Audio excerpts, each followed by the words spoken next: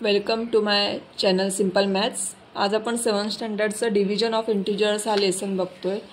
ह्याच्यामध्ये सुद्धा काही रूल्स आहेत डिव्हिजनचे, जसे मल्टिप्लिकेशनचे रूल्स असतात तसे डिव्हिजनचे रूल आहेत। Minus divided by minus is equal to plus, plus divided by minus is equal to minus, minus divided by plus is equal to minus, plus divided by plus is equal to plus.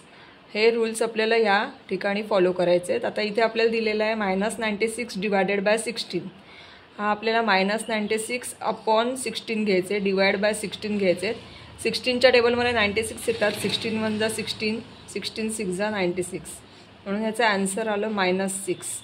आता या ठिकाणी एक negative आहे, एक positive आहे। एक negative एक positive असेल तेव्हा त्याला साईन मायनसची येते, म्हणून याला इथे आन्सरला साईन मायनसची आली।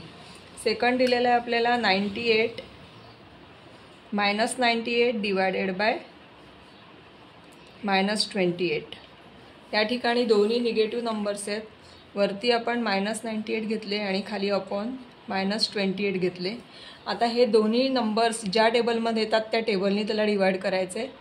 जसा हा 14च्या टेबलमध्ये हे दोन्ही नंबर येतात, 14 × 2 = 28, 14 × 7 = 98। आता इथे दोन्ही निगेटिव्ह नंबर्स आहेत, दोन्ही निगेटिव्ह नंबर्स असेल तर आन्सरला प्लसची साईन येते, म्हणून इथे येणार हे आन्सर 7/2।